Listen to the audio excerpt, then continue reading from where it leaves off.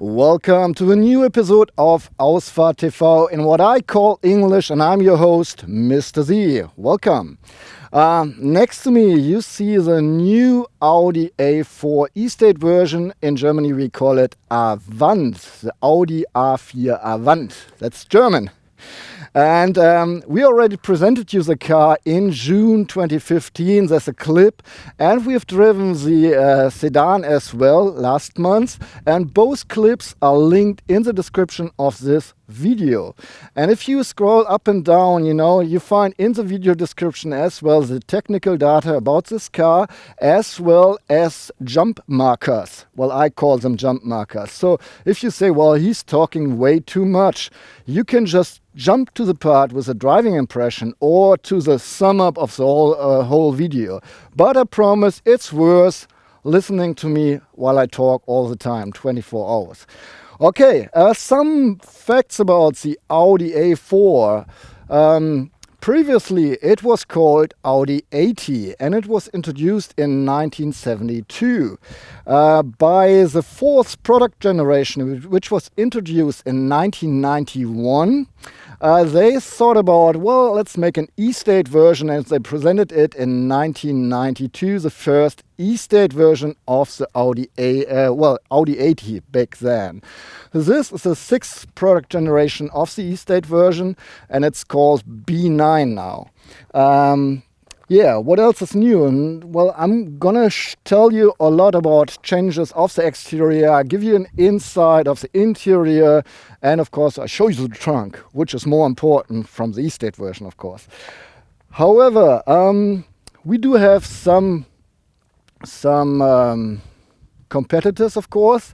Well, in Germany, we at least say the BMW 3 Series Touring model and the Mercedes-Benz C-Klasse T-Model, the E-State versions. And just for my special friends, all the haters out there, welcome. I got some new Poser Ray-Bans, and they have reflections so that you can see Toby while we are recording here. All you have to do is zoom in the video, of course. For those of you who already watched our English clip about the new A4 Sedan, you can jump up to the rear bench actually, down in the video description, because there's nothing new that I'm telling you right now, except we have a different trim line.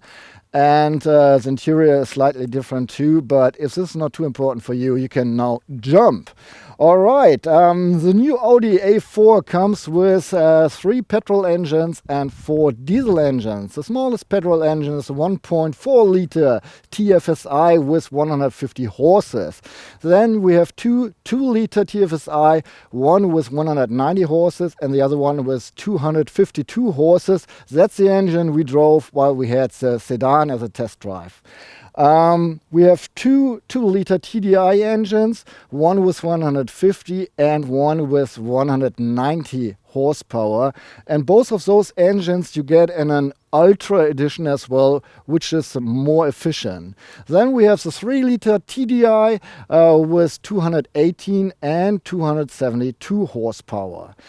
You get the car with a manual 6-speed, 7-speed S-tronic automatic transmission or an 8-speed Tiptronic automatic transmission, depending on the engine.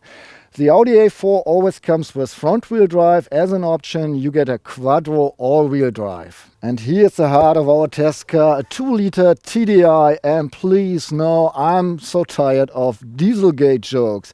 It's a 2 liter TDI with 190 horses. It's good for maximum torque of 400 Newton meters, and you get them in a range between 1,750 and 3,000 RPM. Our test car is equipped with a 7-speed S-tronic dual-clutch automatic transmission, and we only have front-wheel drive, so no quattro. Anyhow, when you have quattro, normally under normal conditions, you have 40% of the torque on the front axis and 60% on the back. While road conditions change, you can push up, or the car can push up to 70% in the front or 85% in the back. Okay, this is the part where I give you all the basic facts. And I was watching some of our clips lately, and I was like, oh boy, this is so boring, all the facts.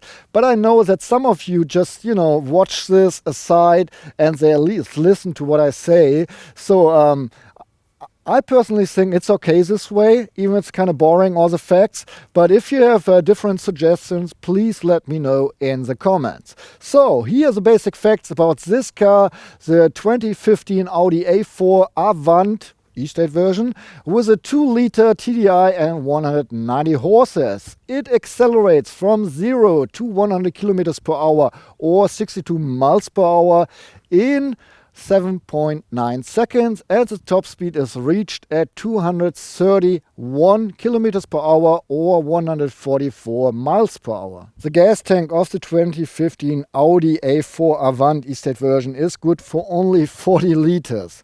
Hello, 40 liters. As an option and for free, you get a bigger tank of 54 liters. But we are calculating now with 40 liters.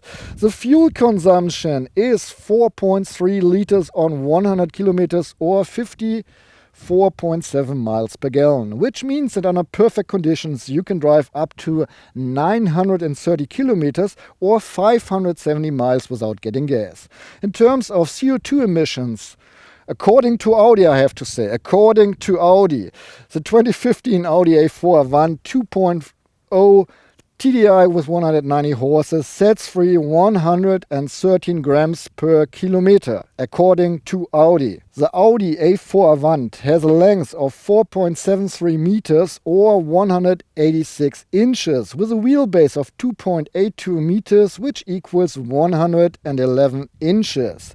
It is 1.41 meters high, so 56 inches, and it is 1.84 meters wide, which equals 72 inches. From mirror tip to mirror tip, it's even 2.02 meters or 80 inches. As of the turning circle, you need at least 11.6 meters or 38.1 feet of free space. The curb weight is 1,605 kilograms or 3,538 pounds. The admissible total weight is 2,145 kilograms, which equals 4,729 pounds. In Germany, our test car would cost round about 63,000 euros. Well, I know a bunch of people say, oh, I don't see any difference between the current and the previous model with all these Audi cars. Well, there are quite a few differences, and they did a whole bunch of re-engineering. The car got about 100 or up to 120 kilos lighter than the previous models, around about 60 pounds. And at least in Germany, they changed the name of the trim level. What used to be Ambiente is now Design, and which used to be Ambition is now called Sport. And over Design, we have a new trim level, a higher trim level called Design Selection. And over Sport, we have S-Line, and you can even use the S-Line exterior package with the design selection package. Our car is equipped with the design line and has the S-Line exterior package. Well, you hear some ringing. We got some visitors, sheeps. I hope they don't harm us. I'm a little bit scared this will end in Jan and some monster sheeps. However, we're talking about the new Audi A4, and the model got a little bit wider, 16 millimeters wider than the previous model. And Audi is using a lot of horizontal lines, just like Volkswagen and Skoda, to make the car look even wider. It's a new Audi model, so of course, they redesigned the grille. The single frame grille is now shaped more three-dimensional. And the signature of the LED headlights is different too.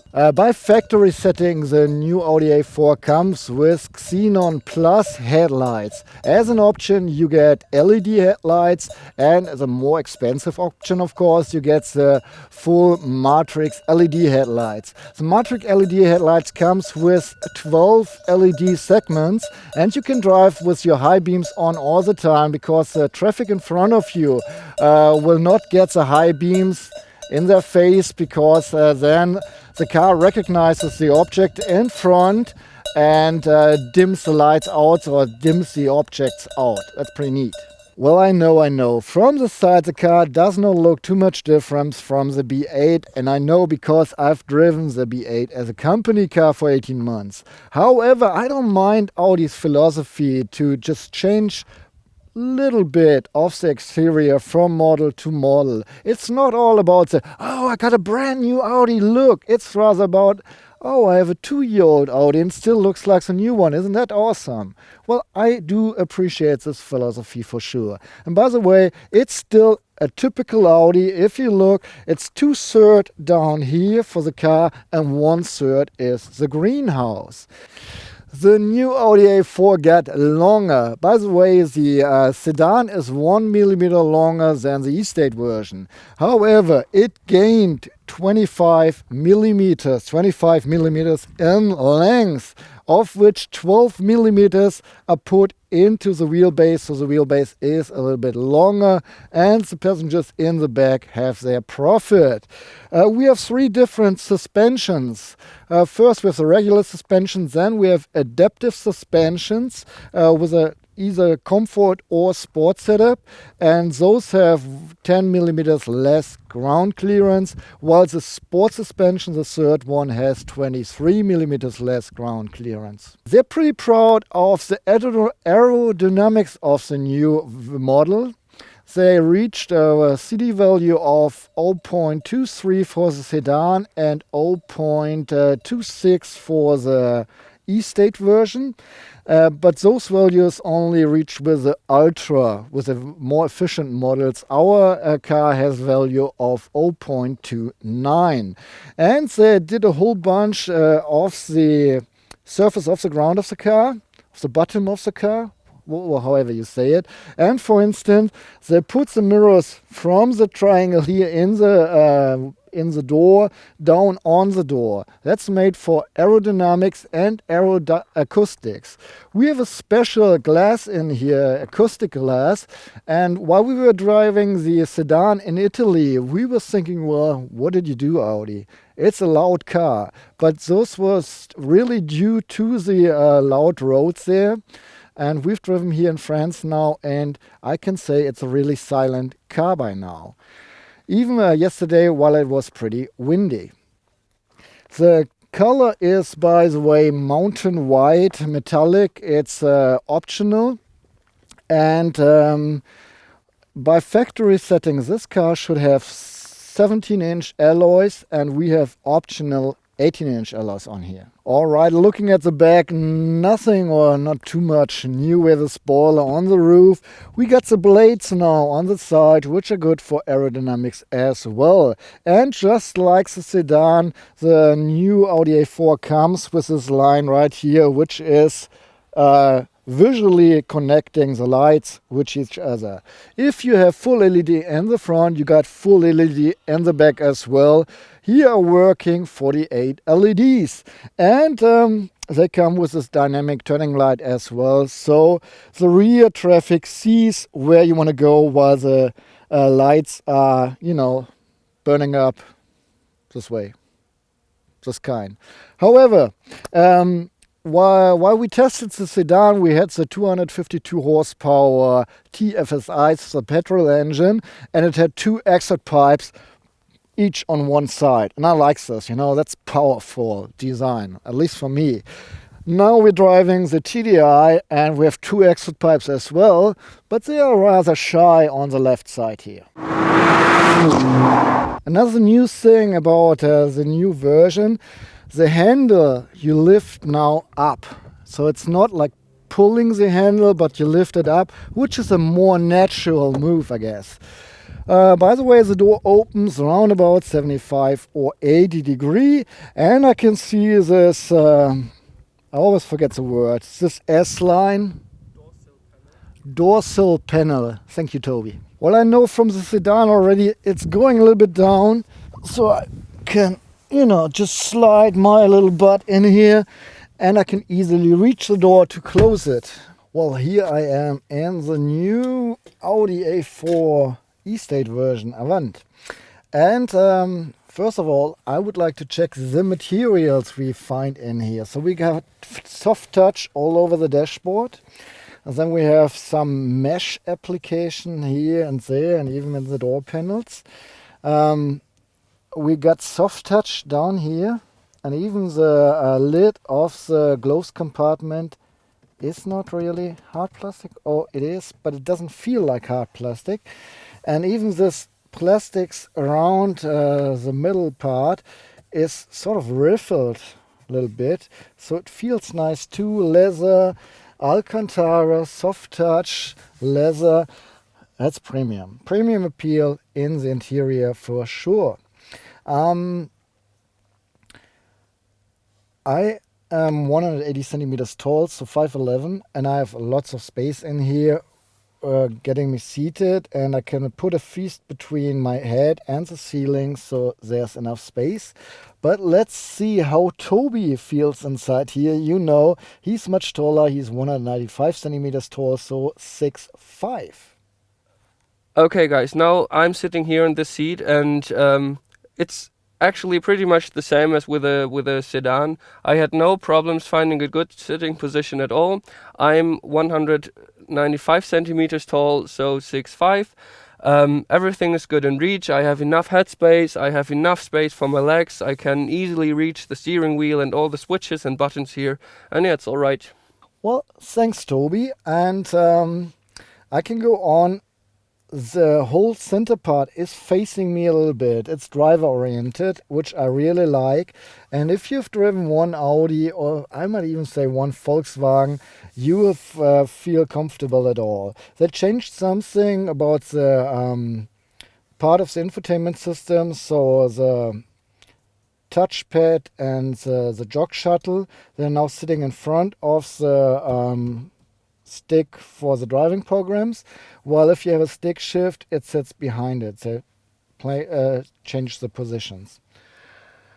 However, you have everything in reach. I'm not too keen about all the push buttons here on the steering wheel for the virtual cockpit, but I'm saying that's the thing, you have to get used to it, and then you can, navigate blindly through all the options you have in here.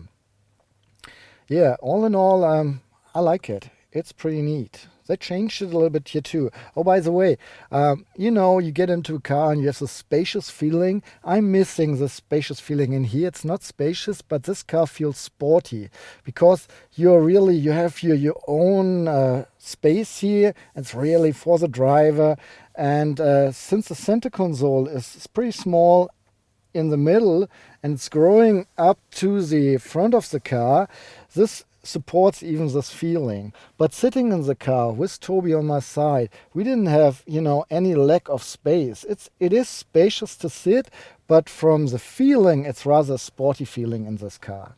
Yeah, we'll just start with the normal stuff. We can adjust the height of the seat belts on the shoulder, and that's the length of the seat belts. We have sport seats in here in our test car. They're optional, and however, you have to adjust them manually. You can scoot to the very back and to the very front, and this is about my position. There's a little wheel to adjust the backrest, and you can push up the seat as well. And if you have longer legs, you can extend the seat cushion a little bit. I think those sport seats, they're comfortable, but they don't really feel sporty. The side support is okay, but not really. You don't have a tight feeling in the seat.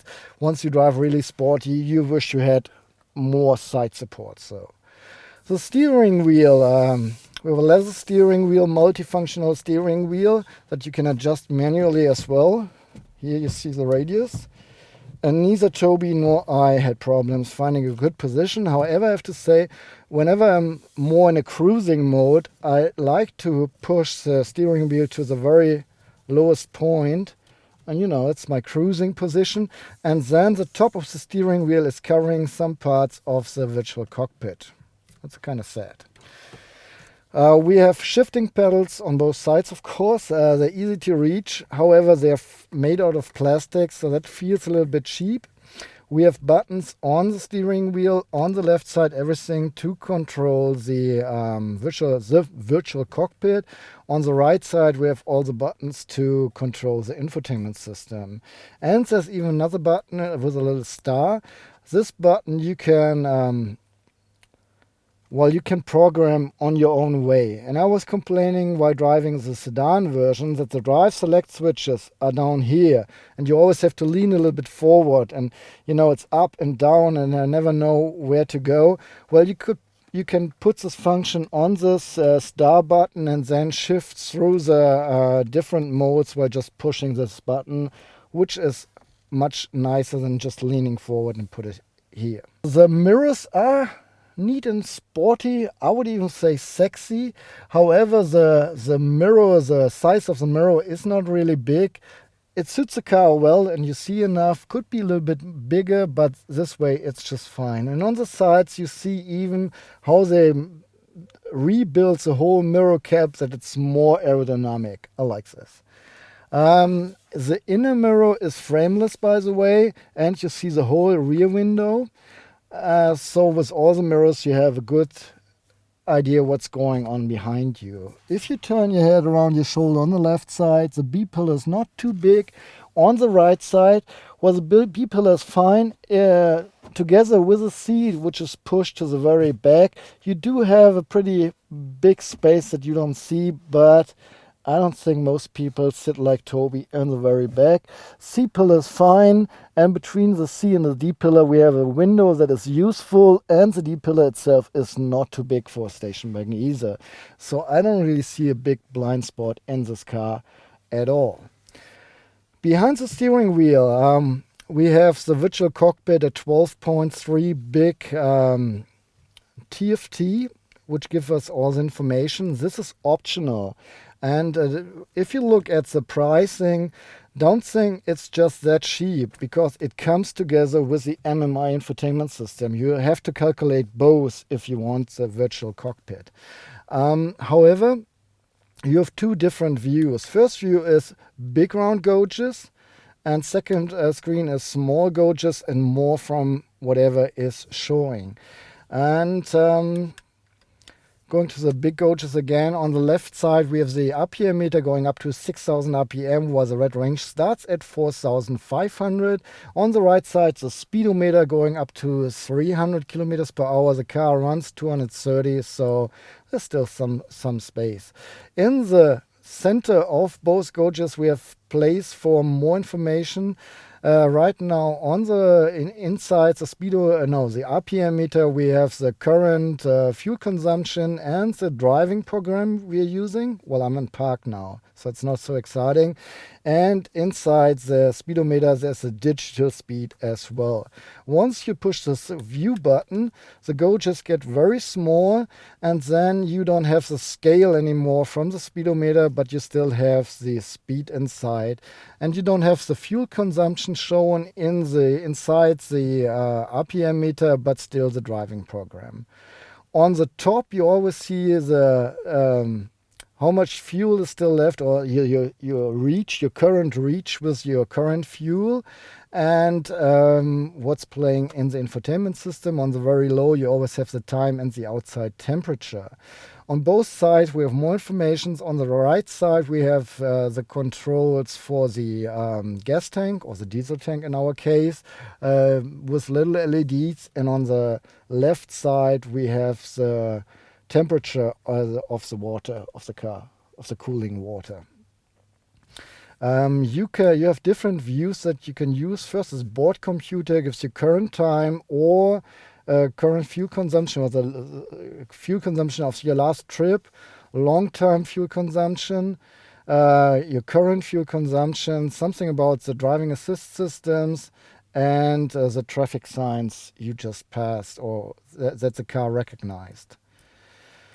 Then we have everything about the infotainment system, which is rather boring. The phone is boring as well. And exciting, the navigation system, so the GPS system, that can show you Google Earth data, which is pretty neat, I guess. But you have to keep in mind it's not on your hard disk anymore, anywhere. You get it over your SIM card, so it's always consuming traffic, and once you don't have a good connection, the data gets really slow, or you don't get any data at all, but then you can switch to the normal map view. Okay, you can read all this easily and pretty neat, and everything is cool, even when the sun comes out or it's standing on your display. Same for the 8.2 inch display of the infotainment system. I like both displays. They're very sharp and really easy to read. By the way, yeah, this is freestanding now, free floating. Marketing guy would say it's not moving anywhere, it's not sliding in somewhere. I think a bunch of people say, well, why in the world would Audi do this? They had such a good solution. Well, first of all, cost. This is not as expensive as the version where the display is sliding in. Second, space. There's something that they didn't want to put anywhere else. Plus, they can now offer a bigger display. You cannot, or it would be even more expensive to have this big display slide in and out. And overall, nothing can get broken here. So I think it's fine. Our car is equipped, by the way, with a head-up display, which I like. I didn't really see it at first because my new shades have this polar filters on them. And once you use the shades, you hardly see the display. I already put it on brightness all the way, but still I can't see it with my shades on. However, you get your current speed, the current speed limit, whatever comes from your assist system like lane keeping assist or the adaptive cruise control, and even whenever there's something from the navigation system, you get those commands on there as well. It's easy to read, it's very sharp, and I like it. Toby says it's the best system on the market. I would prefer BMW system still. I think it's a little bit better, but it's a great system. No complaints about it.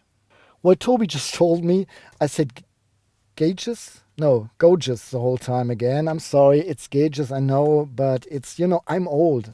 It's hard for me to learn. However, let's talk about the ambient light. Just push things aside. We have an ambient light in here.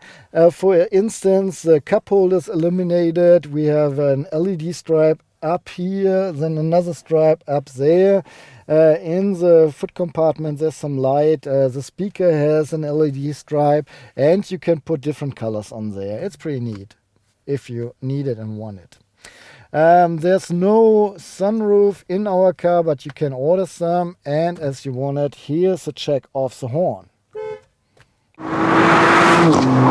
Alright, now coming to all the compartments in the car. In the door panels we have space for not only this half a liter bottle, but I would even say a liter bottle would fit in here as well. And there's still some space for warning vests, wallets, CDs, whatever. There's quite some space. Next to the steering wheel on the left we have a compartment which is really deep. I want to show you. My hand fits in there until here. So it's really deep, long things would fit in here. It's pretty neat, and it's coated with clothes. By the way, I have to put my shades behind the display because there's nothing for my shades. Shame on you, Audi. In front of the cup holders we have a little compartment with an anti-slip surface for coins or whatever, and here we see one 12-volt outlet. The cup holders are fine for this half a liter bottle. Looks great, doesn't it? Yeah. But I've imported another half a liter bottle from Germany, which should show you it's not that cool, because here you see the bottle is slamming against the switch for the air condition, and here it's even slamming in front of these things. By the way, I didn't point this out at the sedan version. It's a neat concept. Once you just put your finger on the switch of the air conditioner, it shows you all the options that are possible once you use the switch, and you can navigate through pushing from below or from top. That's pretty neat, and looks neat too. And inside the switches of the temperature you find a little display that shows you the current temperature. Back here we have a little compartment just big enough excuse me, for the key, and it's made for the key too. I have a long keychain, so it wouldn't help me. And here's the electronic parking brake, so no fun in winter time, pulling the parking brake. You can adjust the armrest here in the middle, not only pushing it forward and backward, but as well as in height. So, you know, find a good position for your arm, driving easy. But remember, actually this hand belongs to the steering wheel as well. Yeah. Once you push this up, you see two USB ports, which both work with the infotainment system. We had two iPhones on here, and Apple CarPlay recognized them both, and we have an aux in or line in. Besides that, in our test car, we have this little plate in here with a mobile phone logo, which means that first of all, once you place your phone here, the signal gets an amplification from the car, so you get a better signal if you put your phone in here. And if your phone supports it, you can even charge it wireless, which doesn't make really sense once you have your USB port here anyway, but never mind. And charging wireless is not so efficient. Okay, the gloves compartment is rather small. Here's the board material, and there's not much more space. We have a little, we have one part of the infotainment system here, the two SD card slots, a SIM card slot, and a DVD or CD slot. And you can disable the airbag here as well. By the way, the compartment is illuminated. Two sunshades, both have makeup mirrors that are illuminated by an LED light. By the way, the car only has LED lights all inside the car. And here's even a little hook or whatever for tickets. We have handles at all four doors, and that's pretty much it from my compartment check. As well, in the back, handle pull up the handle, and the door is much smaller than in the front, so the frame that I can use to hop into the car is smaller as well. I'm really curious if Toby, and you know, you've seen him, he's 195 centimeters, so 6'5" tall, if he has a little bit more space for his head in the E-State version. Well, surprisingly, getting in the car on the rear bench is a little bit easier than in the front, I think because you don't sit so deep. Welcome in the rear. Well, I didn't have any problems in the rear of the sedan. The driver's seat is put in the position that I can drive very comfortable. I'm 180 centimeters tall, so 5'11". And as you can see, lots of space for my legs. I can even put a fist between my head and the ceiling, enough head space. I can easily reach the backrest. No problems at all. Looking to the side, everything is fine. The seats are formed out just a little bit. I have a slightly side support, which is nice. Leather seats like in the front. Everything is fine for me, and I'm just sitting here all right. However, I'm wondering how Toby is doing back in here, because you know he is 195 centimeters tall, so 6'5". Come on, Toby. As you can see in the clip of the sedan version, I have no problems. I had no problems with the leg space in there. So I have no problems with the leg space in here because the seats are spared out a lot. But in the sedan version I had lots of problems with my head because I had to push my head to the headrest to reach it. But here in the E-State version is everything alright. I have enough space for my head, for my legs, for my feet, for everything. It's just a comfortable car. And yeah. Well, thanks Toby for this insight for all the long people.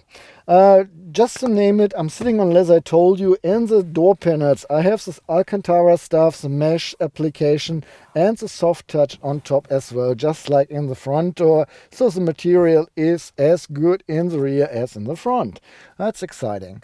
Let's look through all the compartments. In the door panels we have space for this ½ liter bottle, but I'm pretty sure a liter bottle will fit in here as well. And there's still space for a wallet or some little console or whatever. In the back of the seats, of the front seats, we have this little net for comics, magazines, newspapers, and we have hard plastics on the rear, which is nice because so they can spare out some stuff. Toby told you it's comfortable for him to sit with his long legs here. And what I really like is once someone is sitting behind the driver and touches with the knee the seat, it's not like, you know, kicking his back. That's always hurtful, and I know this because I've driven other cars, and my personal cars are older too. In the middle we have the air outlets, and here controls for the air conditioning, because we have a 3-zone climate control, one for the driver, one for the passenger, and one for the rear bench. Below you find a 12-volt outlet. We have an armrest here, and they changed something that I really like. First we have a little compartment here. The floor is covered with clothes. And here we have now the cup holders. And remember the old way, you had to push something, came out and you had to push it in. It was always kind of creepy. Now all you have to do is pull those forward and stick your bottle in here, and you can even adjust it this way. That's pretty neat, but you won't fit anything in here bigger than this bottle, I guess. So, well, maybe a Starbucks cup, a big one, but nothing else. If you want to, and you want to load long goods from the trunk in here, you can pull the middle part down, and then you have a long load possibility. So you can flip the back seats 40, 20, 40. Okay, now climbing in the middle. Yeah, the seat cushion is pretty hard, so is the back, but I can still sit. I'm sitting on the locks of the safety belts, so the people who want to buckle up have to, fiddle around my butt, which I wouldn't like too much. Well, depending on the persons, I guess. However, I don't see 3 grown-ups in the rear here, at least not for longer drives. However, 2 kids can sit here. We have Isofix hooks. The locks of the safety belts are stiff, so kids can buckle up themselves with ease. And the safety belt should be long enough to buckle up child seats or baby shelves. By the way, if your kids sit in the back, they have reading lights, at least for the outer positions. LED reading lights, of course. We have handles on the doors with a little hook for your jacket, and there's a second hook on the B-pillar. Besides that, we have powered windows, of course. They don't fold in all the way, or they don't roll down all the way, which I don't like. You see the windows have a little privacy toning, and for some reason ours is screwed up because it doesn't go up automatically. It should. It did in the sedan version. However, even if I do it manually, what the hell? Yeah, it has a protection. So it does have a protection either ways, which I like. Thumbs up, Audi. Well, I guess that's pretty much it from the rear bench. Before we get to the trunk, I would like to show you the key. That's how it looks like, same like the sedan version. On top we have 3 buttons: lock, unlock, and open the trunk. And the other side is just plain with some glossy black paint. There are various options to open the lid once you have the electric version. So if you don't, it's just one way, this way. And if you have the electric version, there's a button in the door of the driver. And we have this button here to open the thing, or you push this button. Then there's another option, like an easy entry option. And all you have to do is kick below the bumper, and the lid opens all by itself. And as you can see, our tripod case fits in here, so the trunk is at least 1 meter wide. We have 2 more suitcases. There's something new about the back. I used to drive the previous model, and I was always packing and unpacking and then closing the lid and starting to drive.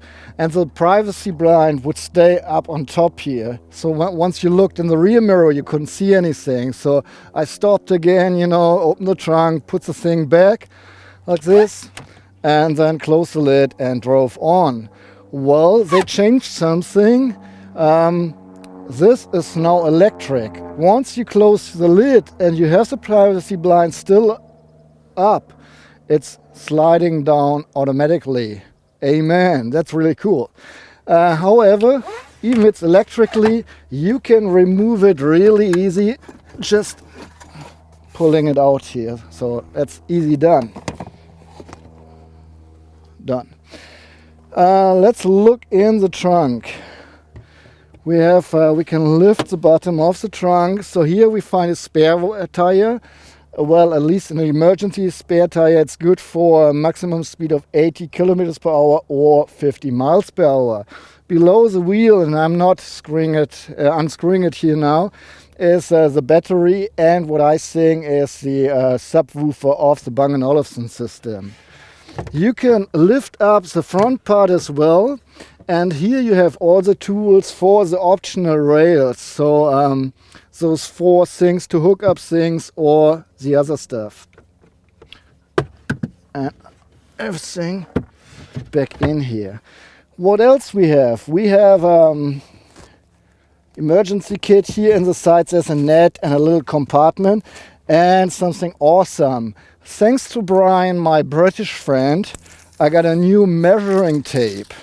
And from now on, I can give you not only centimeters, but as well inches. Perfect, isn't it? Thanks, Brian.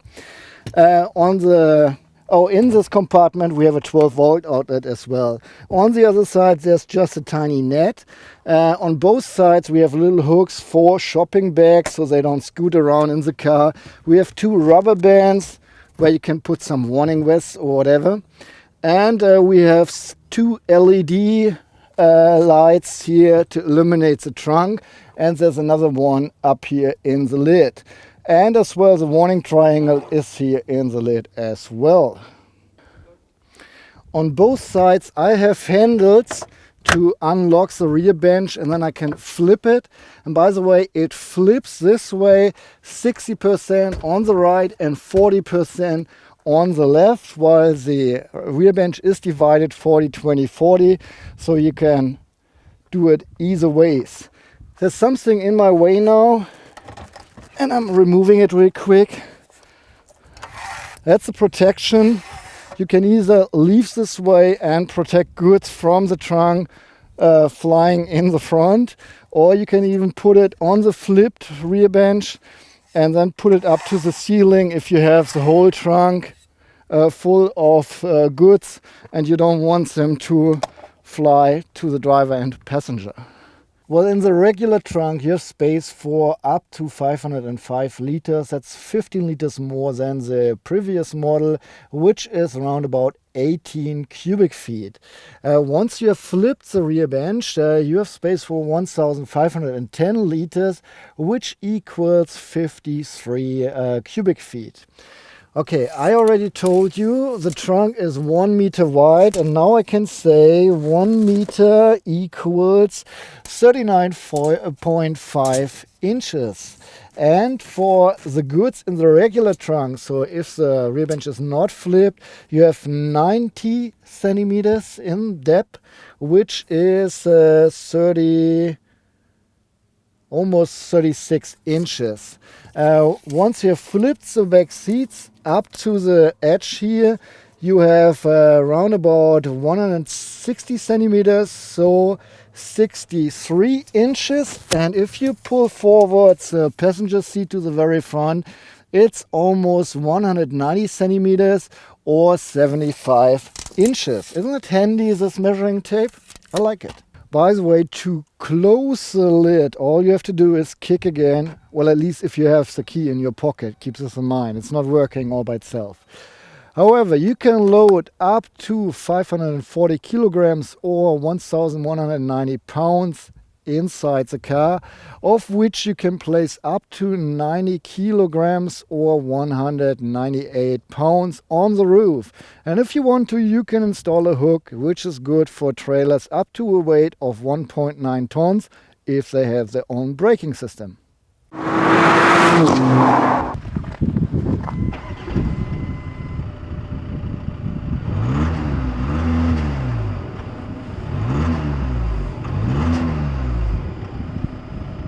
Welcome from the French streets with my driving expressions of the new Audi A4 Avant with a 2-liter TDI and 190 horses. I'm quite pleased with the car whatsoever. Well, first of all, we notice on our first drive it is really a silent runner. Amazingly silent. They did a lot of with aeroacoustics to make the car more silent. And you have special glass in here which is supposed to make the car even more silent inside, and it worked. Well, we had the same configuration in Italy and we were not very pleased, but I think it's all about the pavement and the streets. So the streets in France are better, at least concerning noise level. They're really silent streets or pavement. The pavement is silent. And so the whole car is not really having very much noise. Yesterday we went on a really short trip on the French Autobahn where there's a speed limit, or a French highway, where there's a speed limit of 130 kilometers per hour. We didn't go faster, but we had pretty heavy side winds. And I was really surprised that the wind noise was really low in the car, even with driving 130 kilometers per hour and having side winds. So we didn't go any faster, so I can't tell you anything about wind noises going faster than 130, but I was indeed pretty amazed. Besides that, you hear the diesel every once in a while, the TDI. Well, whenever you put the throttle really hard, you push it hard, then you hear it. And when you hear it, for me at least, it sounds more sporty than the 252 horsepower gasoline engine. I don't know why, but that's just the way it is. But overall, you hardly hear the engine when you cruise, so that's pretty neat. I'm driving in dynamics now, so it's a little bit louder. Let me go back to efficiency, and it's gone. You don't hear the engine. So it's supposed to be a little bit more louder, more sporty once you drive in dynamic, and it's really silent in comfort and efficiency. That's amazing. I like it. Okay, we got 190 horses. Back my company car just had 150 diesel horses, and I was already pleased. So nowadays I'm like, oh well, 190 horses, oh, you know, acceleration 7.9 seconds, oh, I don't know, could be a little bit more, but let's bring it to the point. It's a nice car. It's not a sports car, it's not even a sporty car, it's an E-State version, but you can even drive a little bit sporty with it. So the throttle reacts nicely, it gives you power, and I like it. It was fun. However, the Sedan did have what they call dynamic steering, so a dynamic power steering. It's optional, and I've missed the steering in this car here because you need less movement on the steering wheel to get the same effect on the car than you use than without the dynamic steering. So it's just much more fun. For instance, if you're driving into a circle and you steer around the circle, you know, enter 180 degree and exit. Here you have to really, you know, steer a lot, while with the dynamic steering all you had to do was just turn the wheel a little bit, and I like this. This is really bringing you a whole bunch of driving fun, at least for me it is. So I'm missing the power steering, which is optional. In Germany it's, I think, around about 1,000 euros, but I would really spend them if I like to drive sporty and enjoy driving sport. The brakes are fine. They have no problem with the weight, with the car. It's, by the way, no oversteering at all. No understeering, no oversteering. And it runs like on rails, actually, the car. And even without quattro, whatever.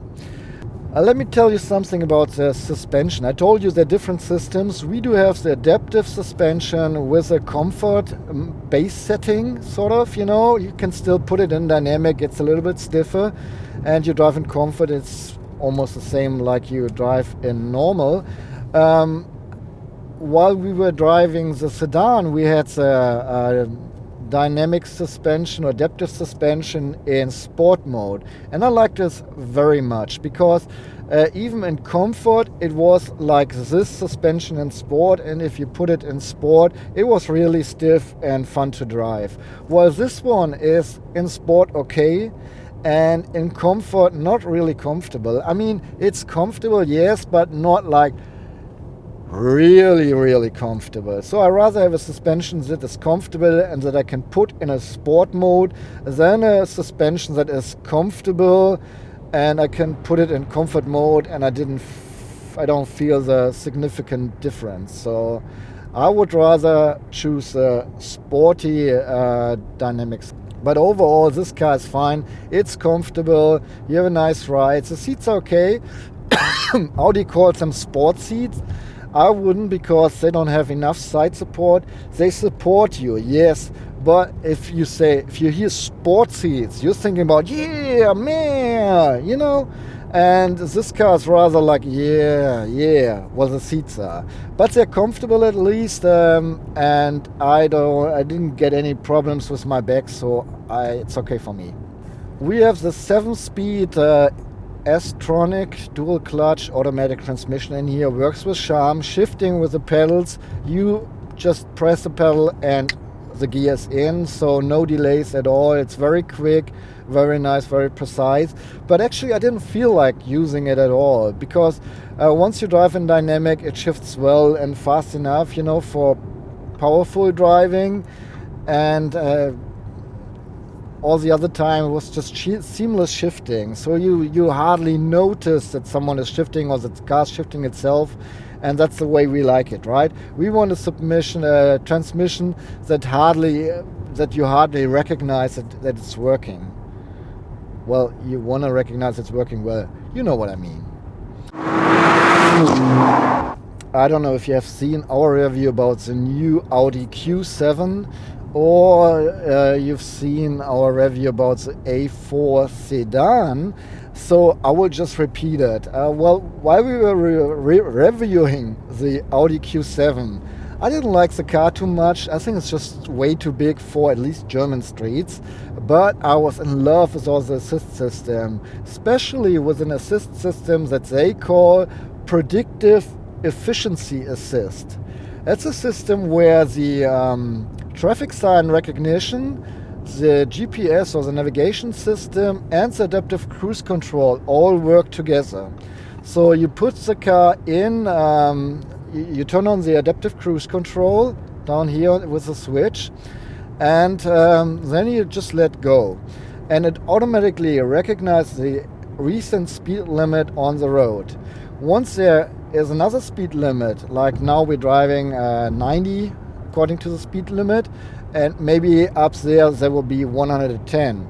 Then it will accelerate up to 110. If there's a 50, it slows down until 50. And it's not like driving up to the traffic sign and then suddenly, you know, slowing down, but it's a really seamless, smooth way, and I enjoy this. Okay, that's not, you know, witchcraft in technology yet, but you're driving ahead of a circle, for instance. So the car knows, well, there's a circle coming up, so you have to slow down anyway. So instead of making you brake right in front of the circle, the car is reducing the power, the throttle, and slows you down this way. So once you come to the circle, you are slowed down enough to easily encounter the circle, because the navigation system gives all the information to the assist system, and so together they figure out, okay, whatever is coming up is influencing you and your way of driving, so you better do this and that. And man, I like this. That's pretty cool. So we have an adaptive cruise control, works with charm. We have a traffic sign recognition, works with charm. Together, we have an active lane support. Actually works with charm with all the Volkswagen cars, but in this particular car I didn't like it too much. Did 2 or 3 times something I didn't like. Ich weiß nicht, wo ich hin muss. Da, ne? But normally it does a good job. So those 3 systems together, as well the traffic jam assist. We just got stuck in traffic here. That's pretty neat. All you gotta do is turn on the adaptive cruise control, and the car is doing everything for yourself, staying in the lane, keeping distance to the guy in front of you, and well, following the guy in front of you. Unless you really stop for a while, then you have to you know, tip on the throttle real quick, and then it starts driving again, and you know, does all the nasty work in the traffic jam for you. I really like this. Then we have a blind spot warner, a little LED light in the mirror cap, which lights up in orange, warning orange that there's someone in your blind spot. I think the radar is looking around 80 meters in the back. And if you don't see this, or if you don't want to see it, and put your turning signal in this very direction, it starts flashing and helps you not wrecking your car. And I think that's a good thing. And yes, there are some other systems I don't even mention, like the pre-sense assist, you know, that the car is recognizing some bicycle drivers or pedestrians in front of you, so the brake is ready to, that you hit the brake to stop and all that. You can read this up. That's not, I mean, you want to have this in your car to be safe while you drive, but it's nothing we can test and nothing I will have to tell you more about. I want to mention that we have the Bang & Olufsen 3D sound system in here, and I didn't like it in the Q7. I thought it was not good at all, but in the Sedan as well as here in the E-State version, it does a really good job. Highly recommended to configure your car with this sound system. It really does good sound. A few words to the virtual cockpit before I end. Do I have to get this? No. Do I want this? Maybe. You know, it's a lot of toying around and it's neat to look, but actually you always see whenever someone is presenting it, what you see is a Google Earth data, the navigation system. You have to keep in mind that all this traffic, all these maps are doing traffic to your contract, for one thing. And second, if you don't have a signal, it's all gone. The whole magic is gone. And do you really need to have satellite pictures on your GPS system? I don't think so. But hell, it's nice to have and all that. But then you still have the display of the infotainment system, and that's big enough and good enough. And so my friend is thinking about buying this car, and I would tell him, no, you don't need a virtual cockpit. You don't. If you still have money in your pocket, you can choose it, but you don't have to have it. And by the way, the new MMI comes with Apple CarPlay as well as Android Auto as well as, what's it called? MirrorLink. MirrorLink. Yeah, but we didn't have time to do a separate video. Okay, let me sum up at the end. First of all, we've driven the Sedan with a 252 horsepower petrol engine, and the car had quadro and the dynamic steering, which is optional. And I might say that this setup was much more driving fun than our 2-liter TDI with this 190 horsepower front wheel drive and no power steering. Well, it has power steering, but not this dynamic steering. This car is cool, it's fine. If I would get it as a company car, I would be happy, really. It could be a little bit more sporty, it could get a little bit more power, but overall, I'm just completely fun according to the driving fun. But I would highly suggest to get the optional dynamic steering, because I think that's, you know, part of the driving fun, really. Usage as a daily driver. Well, you have a trunk, sort of, you know. Well, it's a lifestyle E-State version, you know. So it's not like a huge trunk, which you know from former E-State cars. But it's okay. 4 grown-ups can sit in here easily, and you can even carry some luggage. I think it's all fine. I like the that the distance between the trunk and the ground is just 62 centimeters. That helps you loading and unloading. And well, overall, I think it's fine. Thinking about comfort driving. First of all, it's a silent runner. That's nice for your comfort. Then we do have the adaptive suspension in here with a comfort mode, while the Sedan with a petrol engine had a adaptive suspension in sport mode, and I would choose the sport mode over the comfort mode because in a regular mode the sporty setup is still comfort enough, and once you put it in sport it's really sporty and you have fun driving, while the comfort mode that we have here in our car, the comfort suspension setting, is not very much more comfortable, and the sporty setup of the comfort suspension is not really sporty. So I would rather take the sporty setup of the adaptive suspension. However, the seats are fine, and I already mentioned it's a silent runner, so all in all, it is a pretty comfortable car. Talking about fuel consumption, we actually don't give you numbers when we're on a driving event because we don't drive too much. But yesterday we did round about 200 kilometers and we ended up with a fuel consumption of 7.4 liters. I have to add, we didn't drive on the Autobahn. Here in France, the highway, the speed limit is 130 and we didn't drive faster. So there is a little bit room. You can, waste some more gas. But on the other hand, we were filming yesterday a little bit, the driving scenes, and whenever we are filming, I'm turning really fast, so Toby don't have to wait in the landscape for hours for me to come back. So whenever I turn, I really push the throttle hard to come back easily and fast. And so I think you can even drive this car with much less fuel. Much less? Whatever.